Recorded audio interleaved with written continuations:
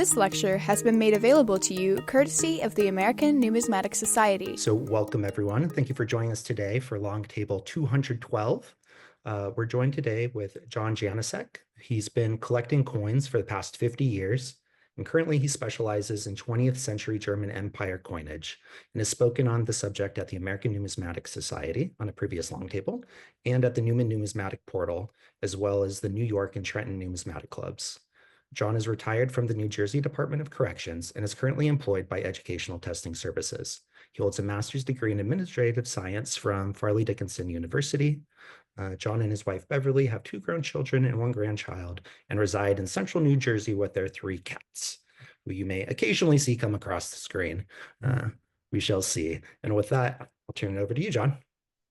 Thank you, Ryan. And I'd like to thank the American Numismatic Society for letting me talk again, and everyone who tuned in today to see me talk about German Empire coinage of the 20th century, Prussia. We'll get started with a very brief historical overview. The German Empire that I'm going to be talking about today existed from 1871, when it was founded in the closing days of the Franco-Prussian War. It lasted until late 1918, when it collapsed in the closing days of the First World War. It was a constitutional monarchy and a federal monarchy ruled by a Kaiser, emperor. Kaiser was also the King of Prussia, automatically. The 2 titles went together. And the Kaiser from 1888 until 1918 was Wilhelm II, who we see over in the corner here wearing one of his many military uniforms. He loved military uniforms. He owned over 200 of them, was almost never seen wearing anything else. So the empire consisted of 25 states. You hear 4 kingdoms, 6 grand duchies, 5 duchies, 7 principalities, 3 free Hanseatic cities, and not counted in the 25 states was the imperial territory of Alsace-Lothringen, which we would know better as Alsace-Lorraine, which was administered directly by Prussia itself. The Kingdom of Prussia was by far the largest, most populous, and influential of the states, but each of the states retained some degree of autonomy, and as we'll see, a little bit of that autonomy was reflected in their coinage. Now I'll show you a map of Deutsches Reich, or German Empire, as it existed from 1871 to 1918. And again, we see Kaiser Wilhelm in the corner there wearing one of his naval uniforms.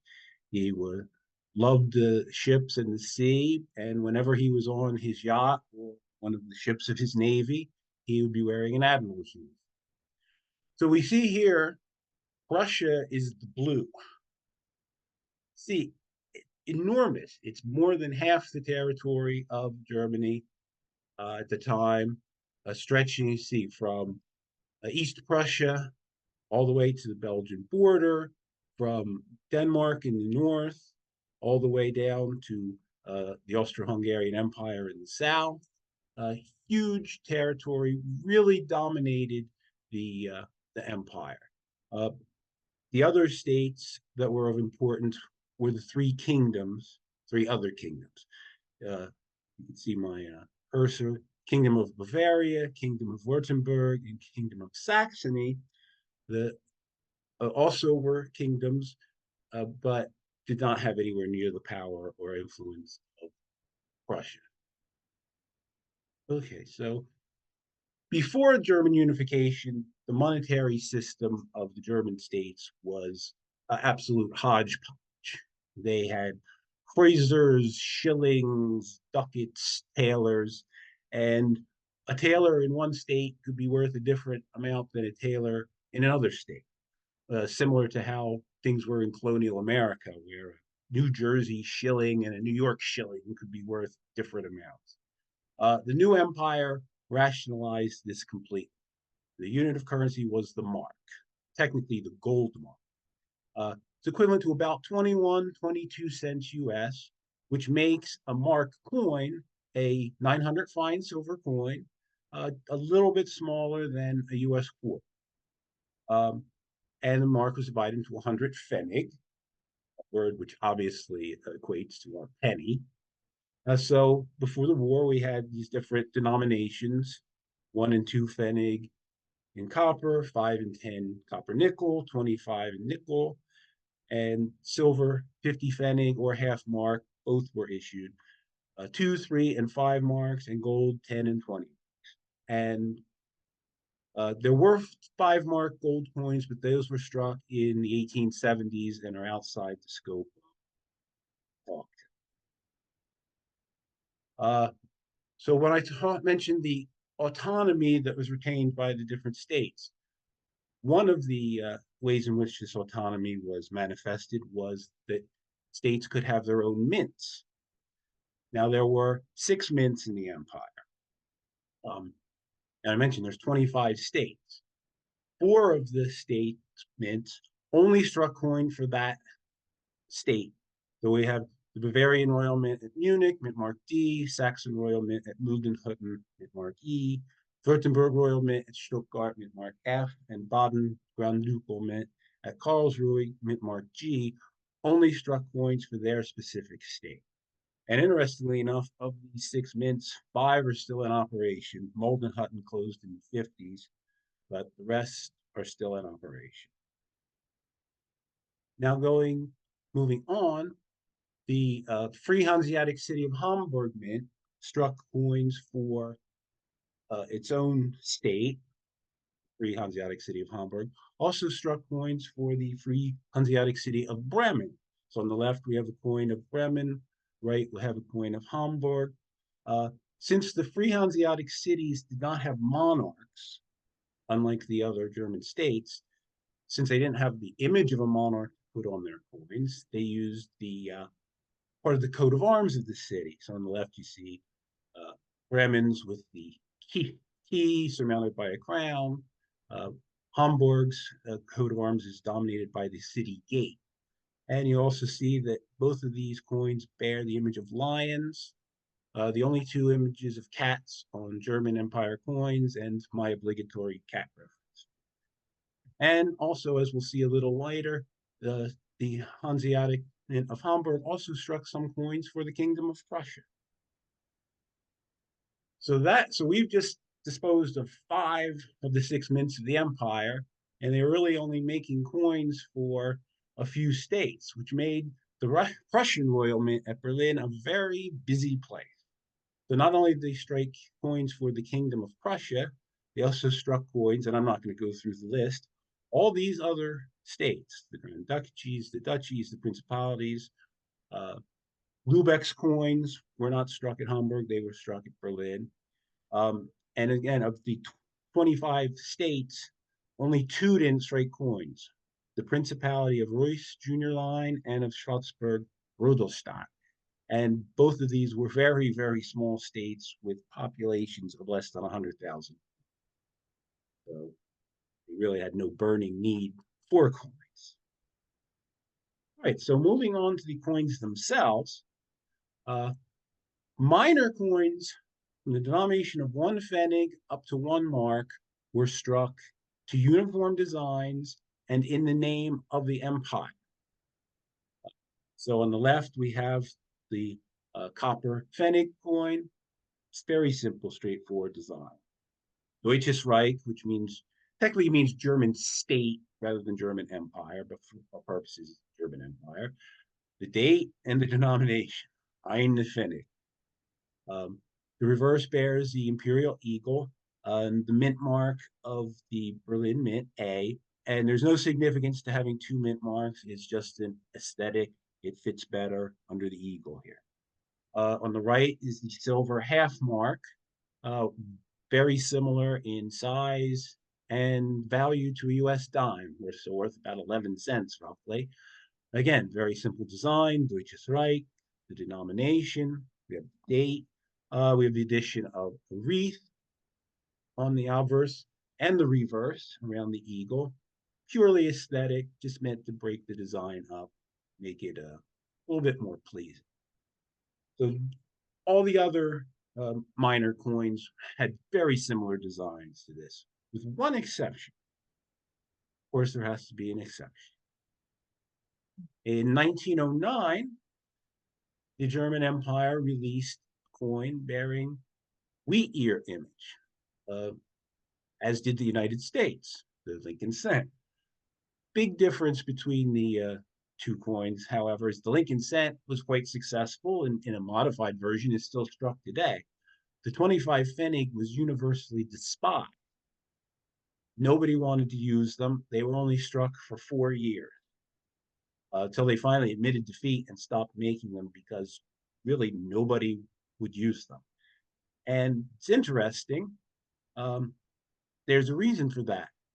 An error which the United States made 70 years later, when in 1979 they released a small-sized dollar, very similar, almost exactly the same size as the $quarter, and the same color. Well, the difference in size between the 25 pfennig and the mark coin was less than a millimeter. So they're almost the same size. Nickel and silver aren't the exact same color, but as you can see here, pretty similar.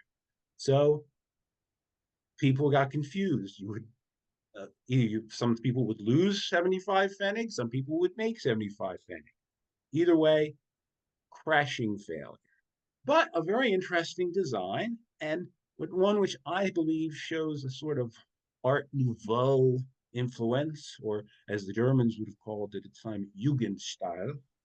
But a pleasant design, a bit busier than the other minor coins, but well, it makes a great short collectible because they only struck them for 4 years, so it's a nice short series if you want to collect them.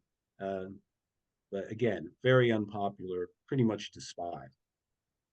So now we go on to, excuse me, the silver coins, which I divide into two basic groups: regular issue silver coins and commemoratives.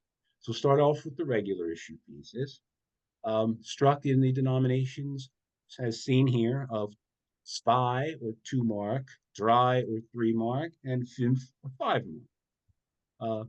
900 fine silver, just like American coins. So 2 mark was a silver coin, a little bit smaller than a US half dollar. The 3 mark piece, intermediate in size between the US half dollar and dollar. And the 5 mark is actually a very large crown size coin, actually a little bit bigger than a US silver dollar. And they bear what I consider to be pretty standard designs for European coins of this period. You have the ruler image on the obverse, in this case, and all the rulers of the German Empire were men, so say his titles. So we have the image of the ruler surrounded by his titles, which in this case, Wilhelm II, Deutscher Kaiser, König von Preußen, William II, German Emperor, King of Prussia. And underneath each of the busts is mint mark A of the Berlin Mint. Now I notice the term German Emperor as opposed to King of Prussia.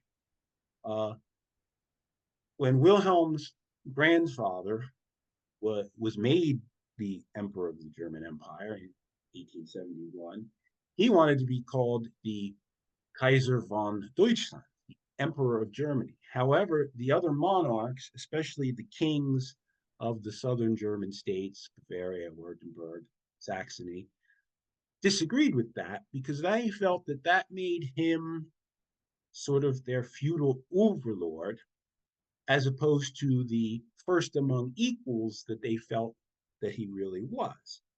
A matter of semantics that means nothing to us today, but meant a big deal to a very proud and touchy king in the late 1800s.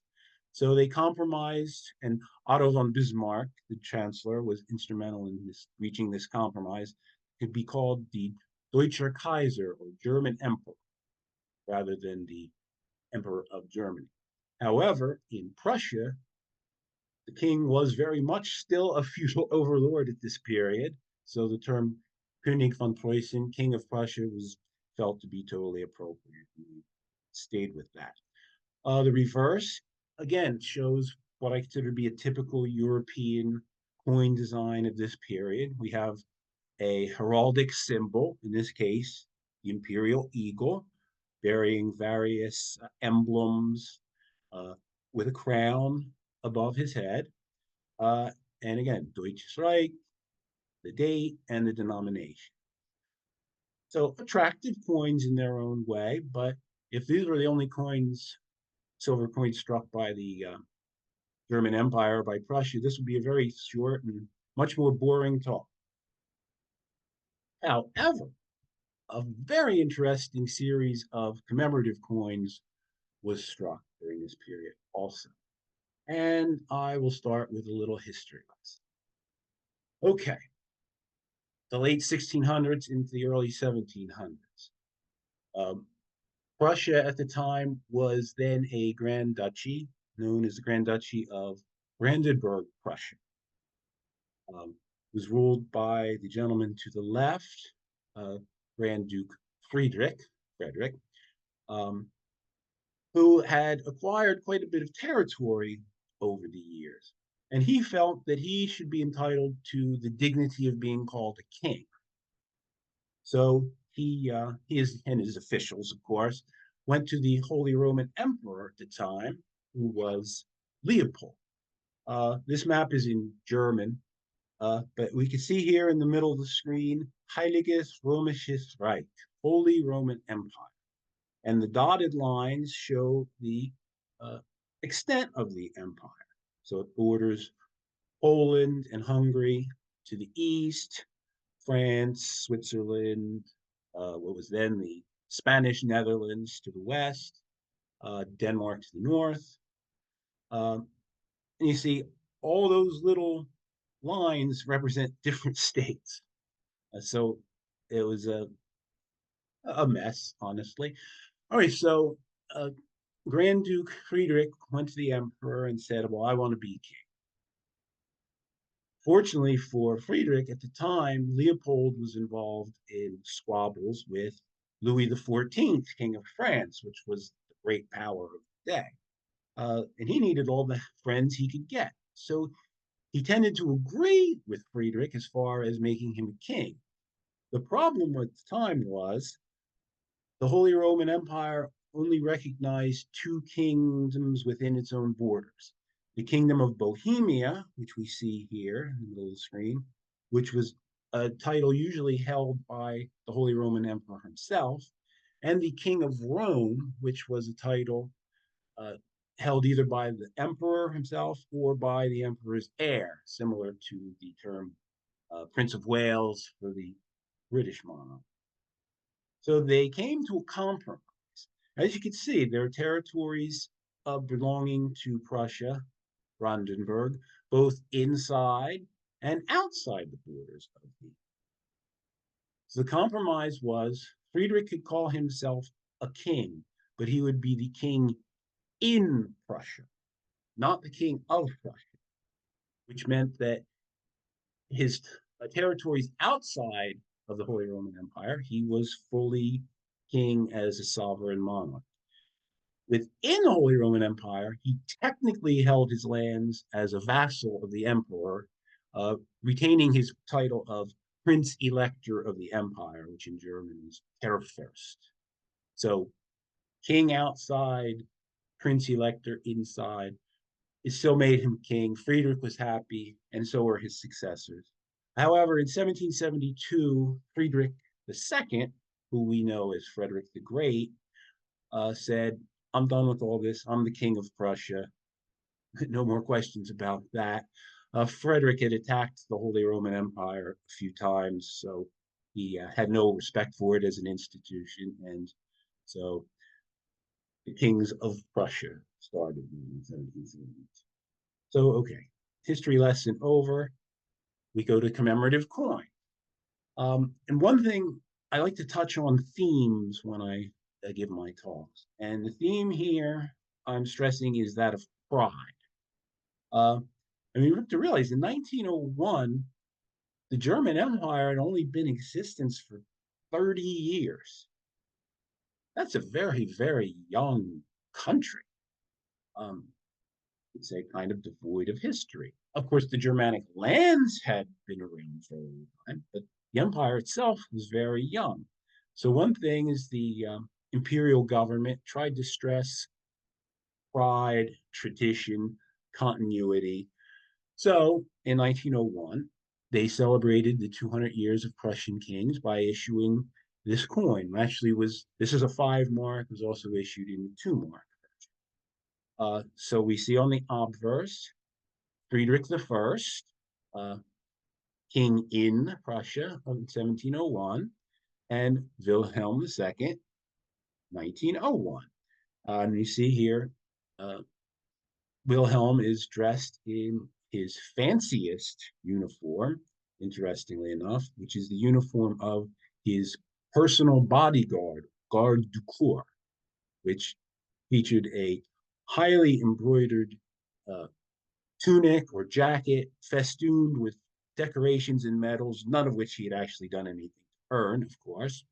And he's wearing a polished steel helmet with a crowned eagle with outstretched wings on it. I've seen these helmets in person. They are quite fascinating and big. And it was, again, this was Wilhelm's favorite uniform. He wore it quite often. And the reverse is the same uh, reverse that we're used to on the regular issue. All right, so sticking with the theme of pride, we move forward to 1910 to the next commemorative. One of the things the German Empire was very proud of was its advanced, for the day, educational system. And of course, the crown jewels of the educational system were the universities. Uh, it's the most famous German university, I guess, is the University of Heidelberg, but there are certainly many other important institutions of higher learning in Germany and or were at the time. So this coin, featuring an interesting, as I would said about the 25 Pfennig, sort of Art Nouveau influenced design, commemorates the founding of the University of Berlin in 1810, so the 100th anniversary. And just like the previous coin, we have Friedrich Wilhelm III, who was the king in 1810, and Wilhelm II, king in 1910, with the dates on either side of their busts, and Universität Berlin underneath, University of Berlin. And the reverse has the same design elements we've seen on the other coins, Deutsches Reich, the date, the denomination, and again, a crowned imperial eagle, but a very different eagle. This very robust and strong-looking bird, um, just a different sort of design than the previous, pleasing in its own way, and kind of, again, very strong and powerful. So moving forward 1 year, we go to 1911. University of Breslau, which is still in existence, although it's in Poland now, celebrated its 100th anniversary. So we have the same characters on the obverse, Friedrich Wilhelm III, who was still king in 1811, Wilhelm II, who was obviously still the queen in 1911, the dates, the A mint mark of the Berlin Mint, and Universität Breslau, University of Breslau. And again, a different design, has the beads in it, um, just, changing things up a bit. And actually, this coin, you can see the rim a little bit. The motto on the rim of the 3 and 5 mark coins was Gott mit uns, God is with us, whereas the 2 mark coin had a simple read it. And the reverse, again, the exact same design elements, right, date, denomination, winged eagle, but again, different. And this eagle isn't quite as massive or locky looking. It's a little sleeker, but it's still a different design than what we're used to. And I think quite pleasing, actually. So we move forward from here in the commemorative series 2 years, 1913. Again, brief history. In 1806, the Prussians were defeated by Napoleon and forced into a very unwelcome and to them humiliating sort of alliance with France, Napoleon's France. In fact, when Napoleon invaded Russia in 1812, he forced the Prussians to send an expeditionary corps to join his army, which marched into Russia with Napoleon's army. As we know, Napoleon's army was badly defeated and had to flee from Moscow. And the Prussians took advantage of this opportunity to first withdraw from the alliance against him, and second, to turn against him. So that was 1812. So 1813, the beginning of the campaigning season, which in Europe started in spring, the king, who was still Friedrich Wilhelm III, who we saw in the last two university coins, issued a call to arms to the populace. So the image on the left, the obverse, shows the king, and he's rallying the people. And you see there are children, there are soldiers, there are civilians, and they're coming to the king, who's issued this call to arms. And above the images, it says, Der König rief und alle kamen. The king called and everybody came, which is kind of true.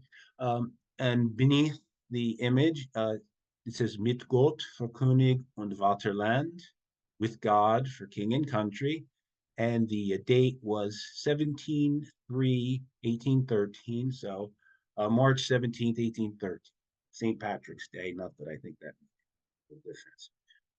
Now, the reverse of this coin is very striking. And I'd say this example of this coin, actually, this coin itself is pictured here, is what got me started collecting German coins over 40 years ago as a young man.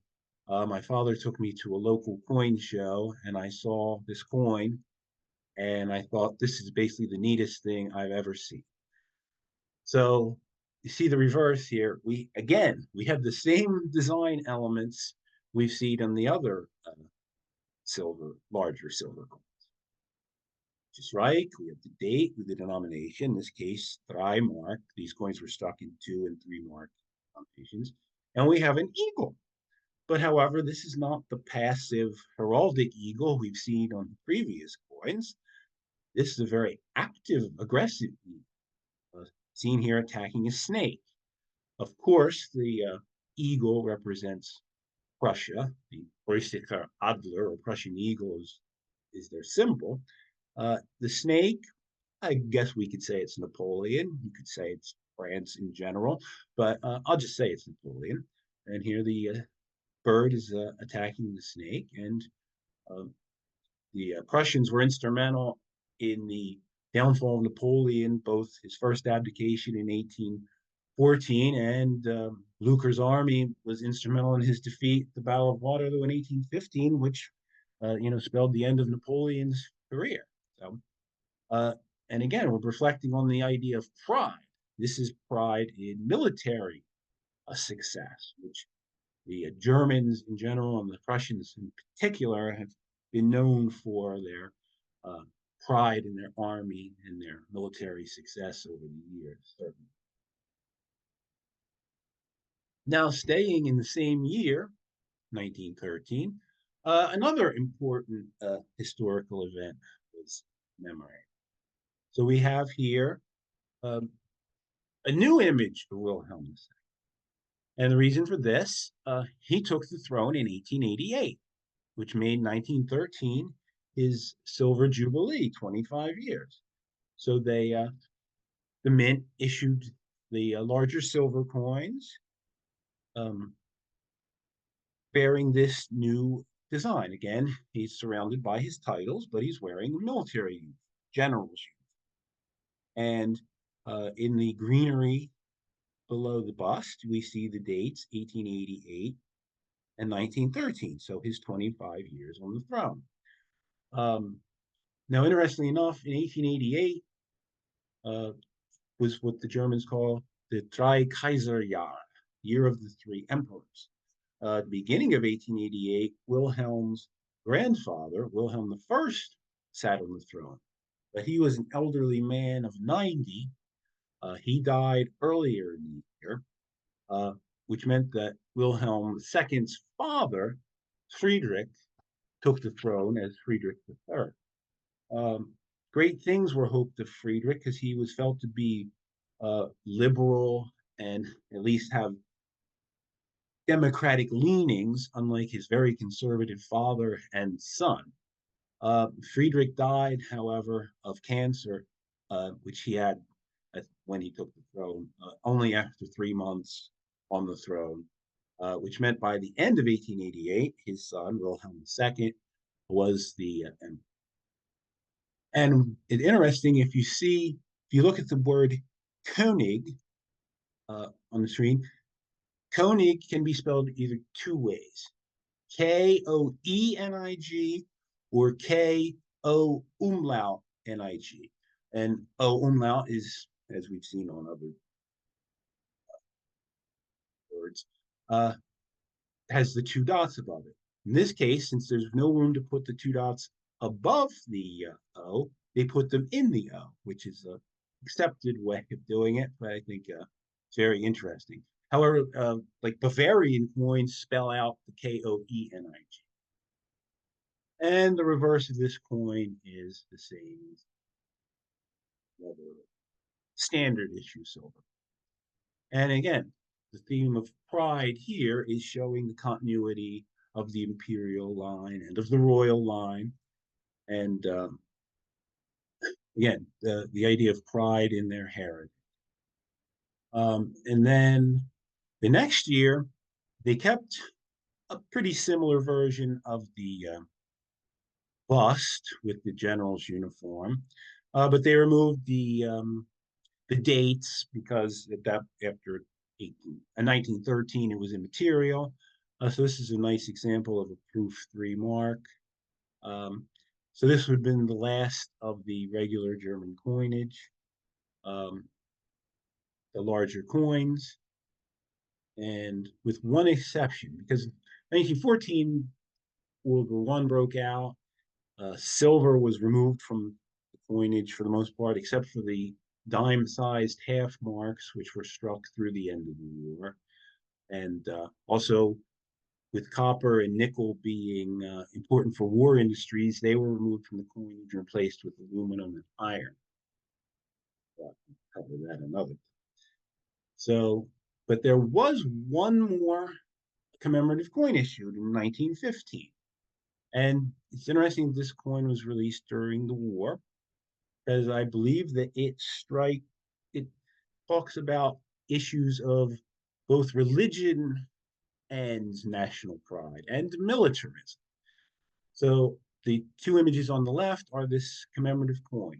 It's a 3 mark coin, commemorates the 100th anniversary of the absorption of the county of Mansfeld into the Kingdom of Prussia, which is one of the territorial changes that came about at the end of the Napoleonic Wars. So we see the image of St. George slaying a dragon, which is the appropriate martial-ish image to be struck during a war. But there's more to it than that. Mansfeld is the homeland of Martin Luther, obviously the founder of Lutheranism. Lutheranism, in the name of the Prussian Reformed Church, was the official religion of Prussia. There was religious freedom, but it was the official established church, just the same as the Church of England is in England. And similar to how the English monarch is the head of the Church of England, the Prussian king was the head of the Prussian Reformed Church. So, we're talking about, we're during a war, showing images of military might, tying it in with religion. Now, the motto around the outside of the coin ist bei Gott ist Rat und Tat Segen des Mannfelder Bergbauers, which means God provides law and good counsel to bless the Mansfield mountain farm. And in this term, the Bergbauer being mountain farmer, however, doesn't refer to farmers who grow crops on the side of a mountain. In this case, it means those who actually harvest the mountain itself, or miners, because Mansfield is the center of mining. And the reverse of the coin, again, we're not exactly back to the original eagle motif. It's just been tweaked a little bit. I think it's quite aesthetically pleasing. And part of the reason why they use this image, coin on the right, which is from the period of Luther and from the county of Mansfield, shows St. George the dragon. So pride in religion, pride in military ability, pride of continuity over the years. So that covers the silver coinage. Now we're going to go into the gold coinage, a little bit short. So the gold coins, as I mentioned, the 5 mark was not struck in the 20th century. They struck the 10 mark and 20 mark coins. 10 mark coin, colloquially called the crown, is a gold coin, 900 fine, a little bit smaller than a U.S. Quarter eagle, $2.50 gold piece. They only use this one design on the coins, which is the same as on the larger silver coins.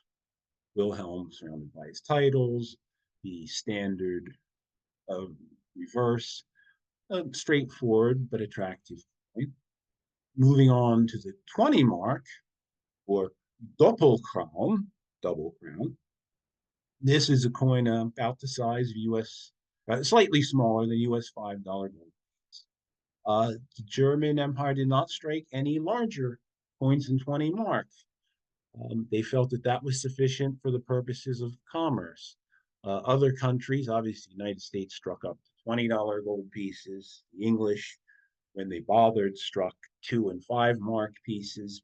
But again, they weren't considered practical for commerce. 20 marks, they felt, was sufficient. Anything more than that, they would just use paper. This is a very nice proof example. And similarly to how he commemorated the silver anniversary with changing the bust to military, similarly with the 20 mark gold piece, they went with the bust. They didn't bother putting the dates on it, probably because they would really, gold coins being smaller because of their higher intrinsic value, it really wouldn't have been noticeable. But again, so we have Kaiser Wilhelm with his military uniform in the standard reverse. So these coins were struck in 1913 and 1914 to this design. A few were struck in 1915, but by then the war was raging and they didn't strike very many, and a lot of those were melted, making the 1915 Prussian 20 mark quite a rare coin. It'll be some up for auction in conjunction with the NYINC coming up.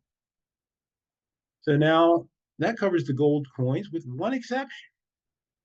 You recall I mentioned how the mint of the free Hanseatic city of Hamburg struck Prussian coins, which seems odd because Prussia struck so many coins for other states. And my research hasn't really told me why the Hamburg Mint ended up striking 20 mark gold pieces, but here we have a 20 mark gold piece, same as the ones we were just looking at, except with the J mint mark, the Hamburg Mint. And they weren't just struck one year. They were struck 1905, 1906, 1909, 1910, and 1912. I can only speculate, and I am planning to do further research into this, that Berlin Mint just got overwhelmed making coins for Prussia, making coins for all the other states. It was just too much. So since Hamburg was used to making coins for Bremen anyway, some telegrams or phone calls between the finance ministries and mint officials worked out that Hamburg would be able to pick up Berlin's slack, and they did make several million of these coins. They're not hard to find and not appreciably more expensive than a Berlin mint. So that concludes the coin struck for the Kingdom of Prussia. So I have a little bit of time left.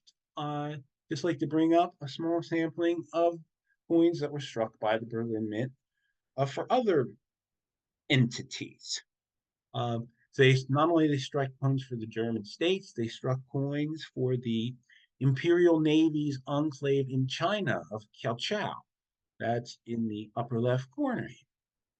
And so this wasn't technically a colony of Germany because it wasn't under the control of the colonial ministry. It was under the control of the Imperial Navy ministry.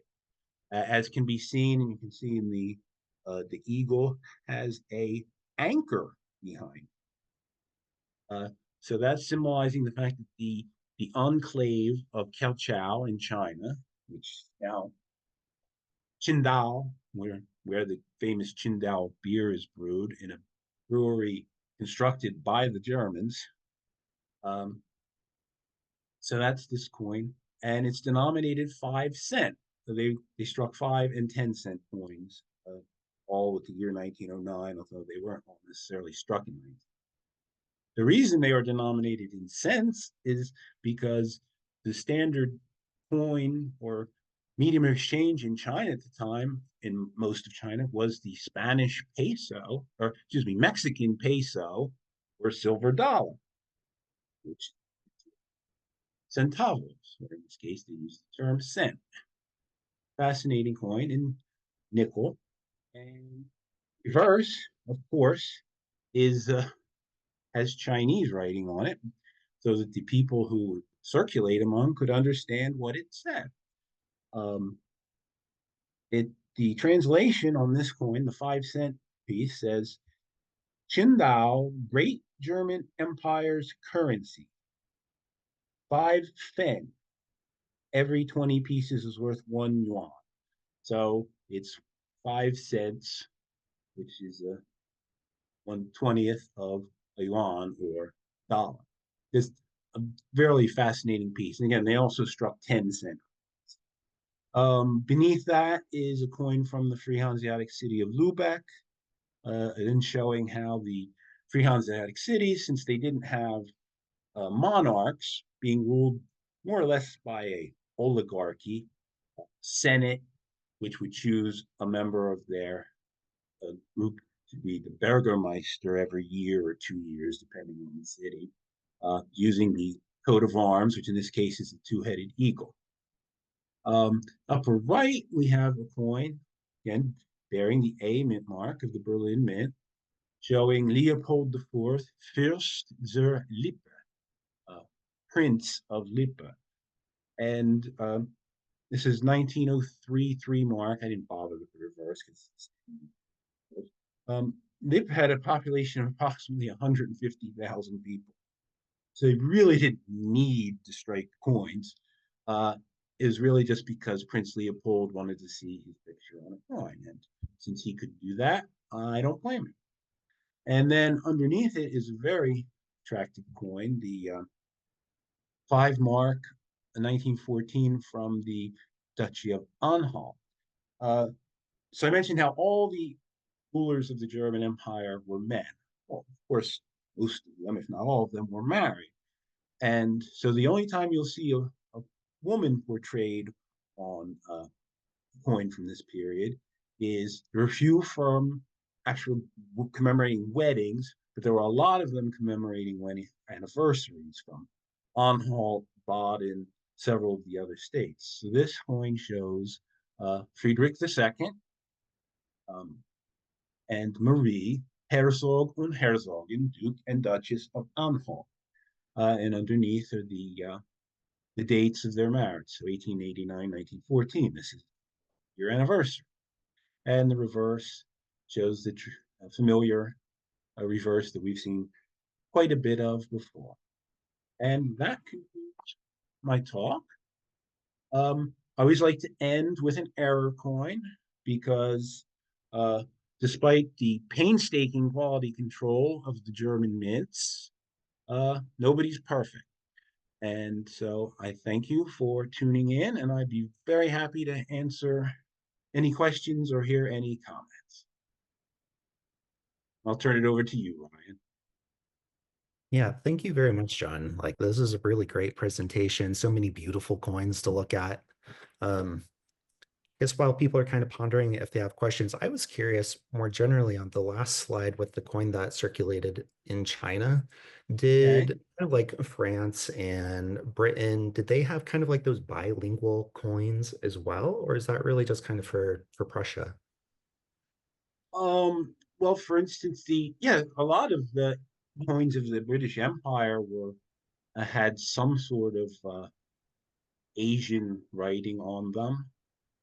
For instance, the British trade dollar, which they struck to compete against the Mexican dollar, similar to how the U.S. made a trade dollar, that had writing in more than one Asian language on it. So if you're trying to spread your business, you need to have people understand what you're saying. So um, that's why they went with that kind of thing. But yeah, this is really spectacular coins, and they're quite rare, but you can find them. I picked mine up a few years ago from a German auction house. Yeah, they're really neat. And they also struck coins during the 20th century for the German colony of Deutsch Africa, or German East Africa. And their coins were denominated in rupees Hmm. and Heller, which 100 Heller to a rupee. Uh, well, East Africa, being on the east coast of Africa, obviously, did a lot of trade with India over the years. So natural for them to use the rupee as their unit of currency. I don't have a picture of those, but Yeah, I'll have to you go can check. find it easily. Thank you. Got a couple questions here in the chat now. So Kathleen Smith is asking, fascinating presentation, first of all. And do you know how the coins circulated among the German-speaking regions? Oh, Could Prussian coin absolutely. area? One thing, in the 1913 coin of Wilhelm II looks like he was a dictator too. Yes, I probably should have mentioned this during my talk. It was complete and total interchangeability. So before 1871, German currency, total complete mess, nothing evened out. After the unification, everything was struck to uniform standards. The uh, German love of order and discipline came to the fore. And so, yes, a Prussian 5 mark could be converted into a Bavarian 3 mark and a Hamburg 2 mark, or 5 1 mark coins, or 500 pfennigs. Total complete interchangeability.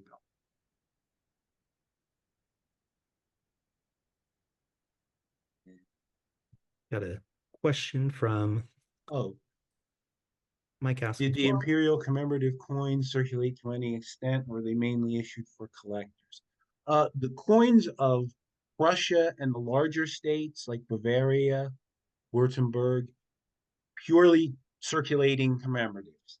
Unlike U.S. commemoratives coins, which this was the heyday of the U.S. commemorative $50, they were sold at a premium to raise funds for various things. The German commemorative coins were totally circulating commemoratives meant to be spent, used in commerce. It was really just, as I said, the pride. They wanted to get it out there of be proud of your schools, be proud of your military history, be proud of your rules. So they were definitely issued for circulation. Now, some of the smaller states did have very low mintage coins that were meant for collectors. But in general, and especially Prussia, Bavaria, Saxony, they were totally meant to be spent. Because you look at, the idea is you get it in change, you look at it and you say, oh, Kaiser, he's so handsome. Look at him in his nice uniform. We should be proud of him. So it's really meant to promote imperial unity. And I don't mean to plug myself, but my previous long table, when I talked about the coins of the free Hanseatic cities and the colonies, they really pushed imperial unity with those.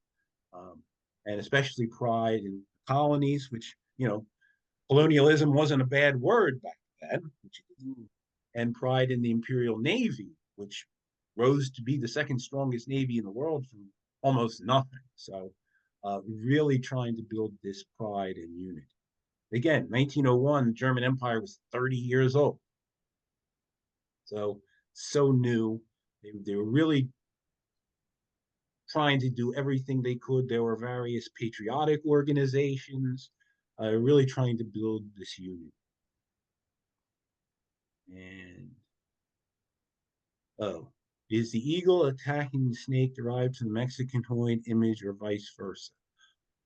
I don't know of any connection. There was certainly, the Mexican coins had been around a lot longer. It's possible that the designer took an idea from that, but maybe not. Like the 1909, the wheat ear on the 25 Pfennig coin and the wheat ear on the Lincoln cent had no connection whatsoever.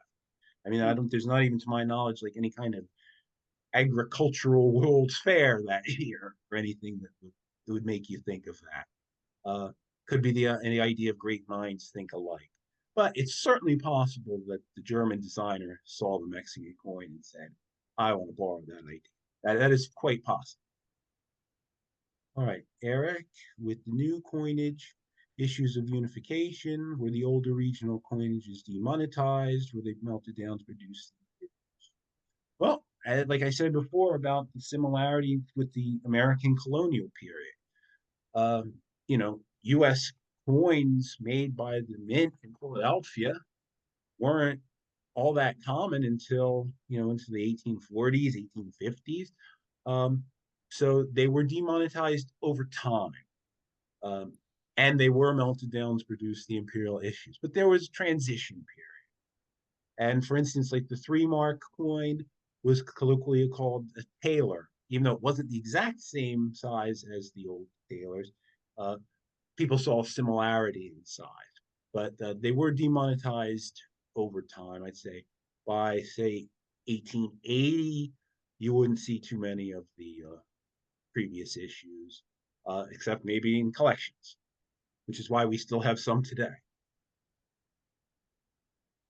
Is there anything else? I don't see.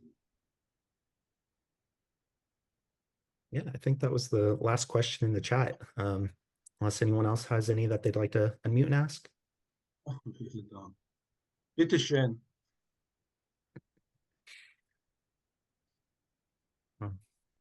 Well, with that then, so thank you everyone for joining, and thank you again, John, for the really great presentation.